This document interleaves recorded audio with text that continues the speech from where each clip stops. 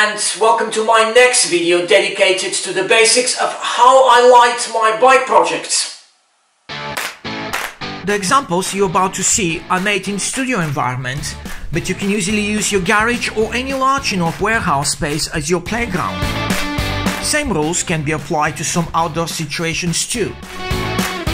In this instance, I'm using highly detailed scale models in order to condense the time necessary for executing the same project using real machine and proper studio lighting.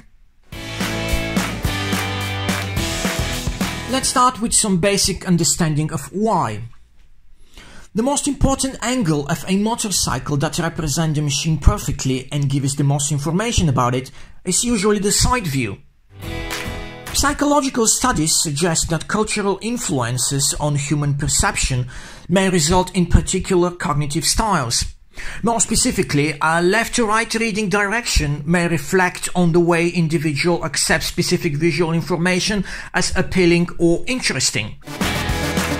Transferred to the world of motorcycle photography, machine orientated with its left side to the viewer might be accepted better than the same machine showing its right side. Of course, there are some exceptions where specific bike characteristics are featured only from one side of the bike, which make the above theory irrelevant. There is one simple rule that is my core around which I'm building my light scenario. Always imagine that you break the bike to its main elements and then convert these elements into geometrical primitives. Once you convert a complex object like a motorcycle to its individual parts, understanding how the light shape a specific geometrical primitive object make the task a lot easier. Depending on the nature of the geometrical primitives, most of the major bike components like petrol tank, seat and exhaust, revealing their three-dimensional nature when parallel-orientated light source is used. Translated to the practical language of photography, a long strip source of light positioned parallel over the bike is almost always my base building block. Any company that's making studio light today offer different light modifiers with such shape in various sizes. An important element here is to consider the available accessories that control the light spill from the chosen light shaper. The most common methods are using grids or adjustable barn doors. This will help you greatly to control any unwanted light spill onto the background without positioning the bike too far from the backdrop.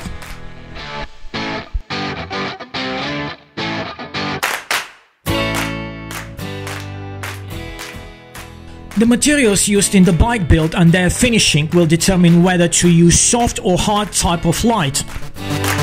Next step, after orientating the bike according to my idea, is to fine-tune my main overhead light based on the technical and design specific on the machine and the way light shaping them.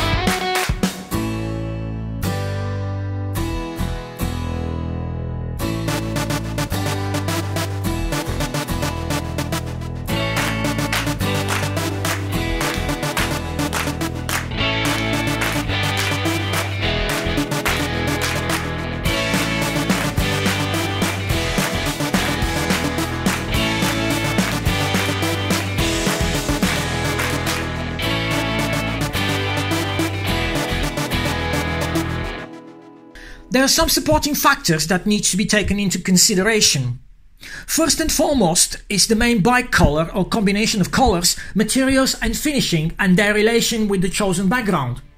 For instance, how a black bike will look in front of the solid black background. Another factor that is not pretty straightforward is how black glossy finished elements and some high polished chrome elements can be exposed properly at the same time.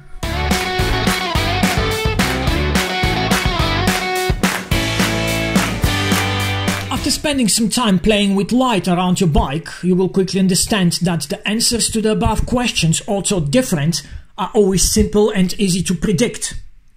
I'm encouraging you to go out there and try.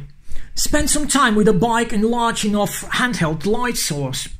While moving it around the bike, pay attention to how the surfaces reflect or absorb the light according to the light position related to the specific plane.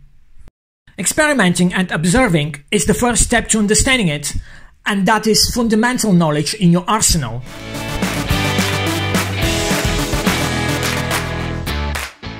As you probably may notice, a top light source delivers pretty high contrast results, which may or may not be the results you're after. In some of my composite projects, top strip light modifier works perfectly to isolate the silhouette of the machine and make it sit clean and seamless in front of the replaced background. Introducing the white surface underneath the bike is helping to fill a lot of the deep shadows from the overhead light source and help to reveal some details that remain obscure. Now, when the main horizontal bike axis is covered, there are still areas and elements of the bike that require attention. Most of the remaining areas can be covered simply with another reflective surface positioned perpendicular to the main bike axis. If necessary to increase the effectiveness of the vertical board, simply bounce a light source onto them. This will give you extra punch to some of the surfaces. And finally, if any additional elements still need some light, I'm finishing walking around with handheld light source pointed to the necessary direction. This lighting design is quite flexible and versatile, and with some experimenting can be adapted easily to your specific needs. Thank you very much for spending time with me, and have a nice one.